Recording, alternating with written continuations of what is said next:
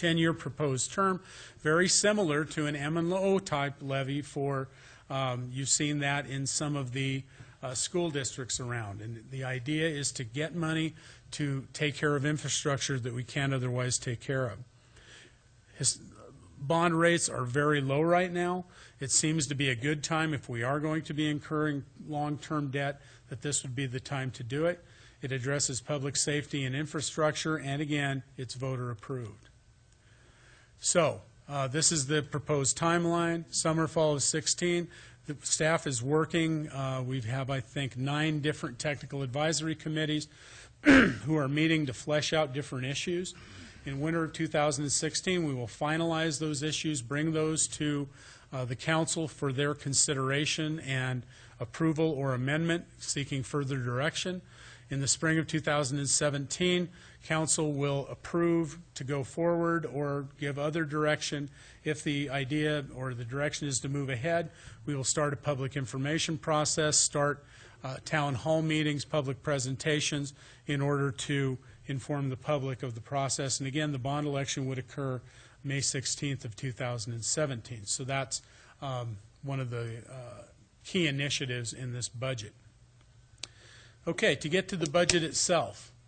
The budget process is about 4 months. It involves our strategic planning. We've talked about the major challenge areas, and throughout the budget document, you'll find that line items and descriptors are tied directly to those major challenge areas.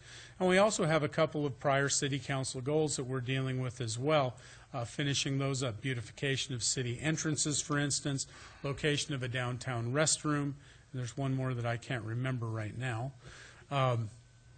But the budget is right around $73 million, $74 million. It's important to note that $10 million of that is an expected revenue from a successful bond election. If that bond election is not successful, then the actual budget is $64 million and is just about on a par with what it was in FY 2016.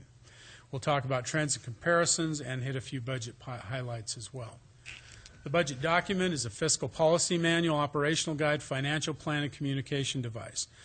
We use it as staff in the financial and administration departments. We look at it as our fiscal document. The department heads look at it as an operational guide. What are they authorized to do and how will they go about it? Obviously, it's a financial plan, and it's the way that we communicate the council goals and the council strategic plan, how that is being put into operation. We've talked about the major challenge areas, and there is that final. Expand the perceived downtown area of Main Street was the one previous council goal that I did not mention prior. Okay, just very basically, we have several funds in the city. We have governmental funds, the largest of which is the general fund. The general fund is the repository of almost all the funds the city takes in that are not utility funds or special taxes, such as the road and bridge tax or the motor fuels tax, which go directly to the street department, and any funds that are the result of utility rates. We have special revenue funds, and you'll also see in the general fund there will be transfers of general funds out to the special revenue funds and internal service funds, which we'll talk about in a moment. Special revenue funds, the largest ones are the Street Fund and the Parks and Rec Fund. Community Playfields, 1912 Center, Arts, and Transit Center are also special revenue funds. Street Department, every year the general fund supports the street department in a minimum amount of $120,000, which is just a transfer of tax dollars or general fund revenues to the street fund. Parks and Rec is a big recipient of general fund monies, mainly because we do not charge people for use of the city parks. Recreation programs have some amount of funding. The swimming pool has some amount of funding, but the bulk of Parks and Rec is subsidized by the general fund to the tune of just shy of $2 million a year. We have construction funds. We have the Hamilton Fund, which is a fiduciary fund which holds the funds from the Bob Hamilton bequest, which have been utilized in the past for the construction of the Hamilton Indoor Rec Facility, as well as the Moscow School District Community Playfields. And you've recently heard a request on August 1st for funding requested by the ice rink for construction of a permanent ice rink. We have debt service funds, which are used to pay our debts. If you look in the budget, under the debt service fund, bond and interest fund, you'll see a revenue of $10 million, which anticipates that the bond revenues will be receipted there, and you'll also see retained earnings, if you will, of $10 million for that fund until they will be spent. Enterprise funds are our utility funds. We like to say we run those like a business: water, sewer, and sanitation. Idaho code dictates that utility rates or fees must be reasonably related to the services for which they are received, and those are our three major funds. We have internal service funds consisting of the fleet management fund and information systems, excuse me, which provides services mainly to city operations. So what happens in order to fund those funds, if you have a vehicle in your division, you will pay fleet a certain amount of money for replacement of that vehicle, operations of the vehicle, fuel for that vehicle. And if you have computers, you will get the same sort of allocation so that we can track the cost of government services throughout the budget. Property taxes in this year's budget, as I indicated, a 3% increase, the largest allowed by law of the previous levy, would be approximately $157,000. So 1% property tax increase, which is right around $55,000, is proposed in the FY 2017 budget. That is because the council is taking good care of the public's funds. We are able to balance the budget with less than a 2% tax increase, which allows that 2% that has been saved, if you will, to be allocated at the State Tax Commission to what's known as foregone amount, or property taxes authorized but not taken. The council can, as they have in the past on special occasions, extraordinary occasions, gone back and have been able to tap that foregone amount for certain things. You'll recall that when the Hamilton funds, when the certificates of participation were paid off in the Hamilton funds for about $2.2 million, $1.5 million was utilized, or closer to $1.8 million, was utilized for the Moscow School District community play fields. It reduced the amount of money that the Hamilton Fund revenues were allocated to support the Hamilton Indoor Rec Center, and the council went back, authorized $108,000 in order to help offset that decrease in revenues. You saw it again when the Great Recession hit in 2009. We're down to police officers because just of attrition, people who moved on. We were able to obtain a COPS grant in order to fill those two positions. That funded those positions for 3 years.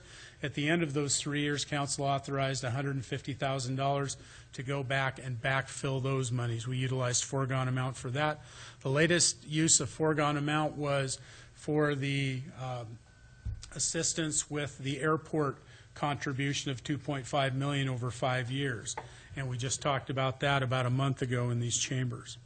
So the general fund is $5,481,546, about $4.88 per $1,000 of assessed valuation, and I'll tie that statistic up in a moment.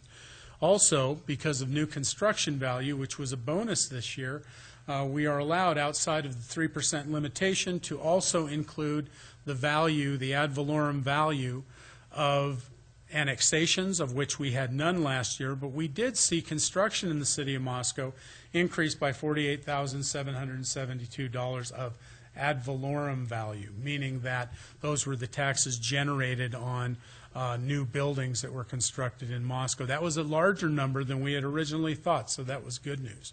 So our foregone amount in 2016 amounted to $161,539. If the budget is approved tonight, that foregone amount will increase to just shy of $270,000. Those are taxes authorized but not taken by the city that can be taken at a later time if necessary.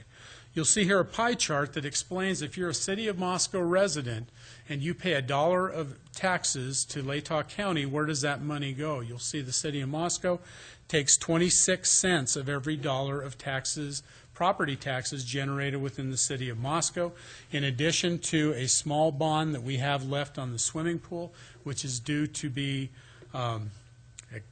guess, paid off in 2018.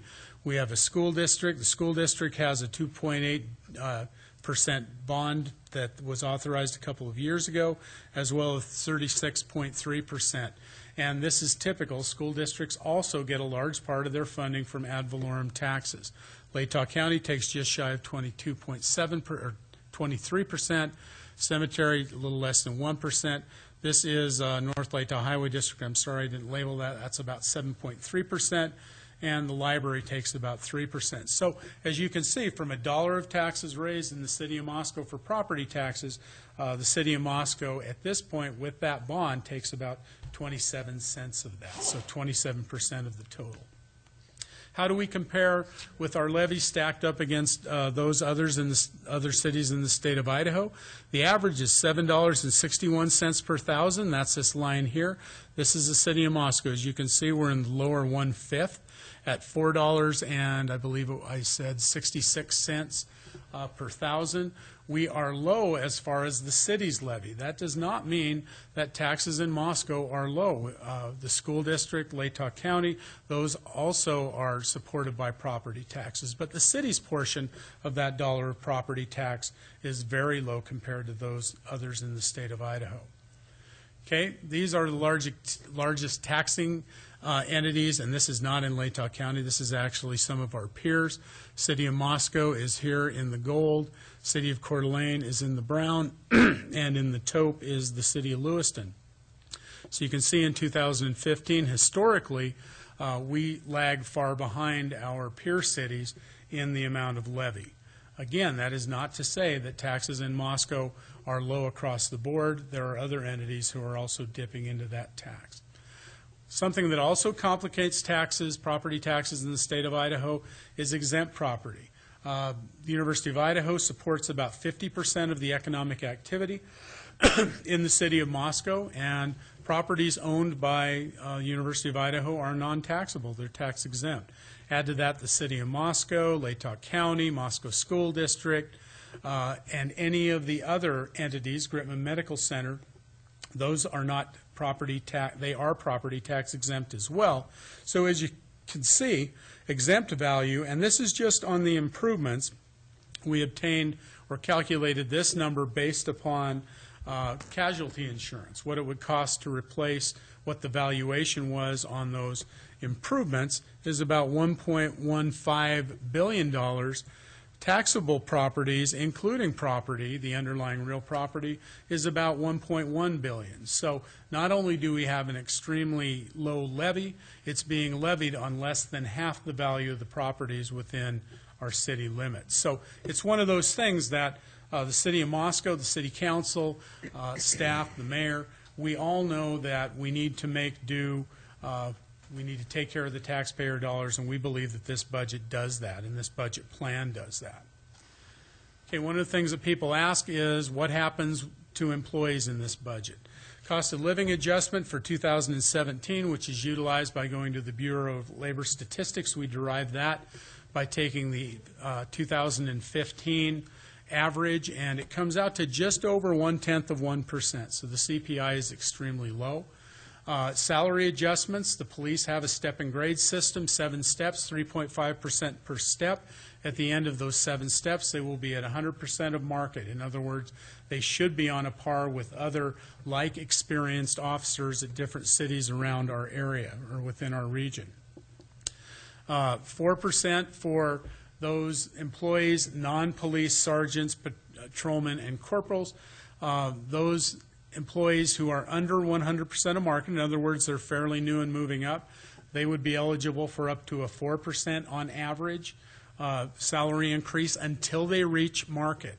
Because it's a performance-based system, once you reach 100% of market, on average, you're eligible for up to 1% on the average for pay above market rate. We also have a wellness program, our health plan increase this year was 9.6%. Started off in excess of 16%, so we felt good that we got it down to that. That's just health insurance, and a large part of that is the Affordable Care Act taxes and such, which are now becoming built into the plan as well. We also have a voluntary employee benefit plan, which assists our employees in meeting the needs of increased insurance deductibles, health plan increases. That's usually funded about $250 per employee. Council has authorized us to propose that at $350 to help offset that 9.6 increase. We also have several recognition programs that we're proud of as well.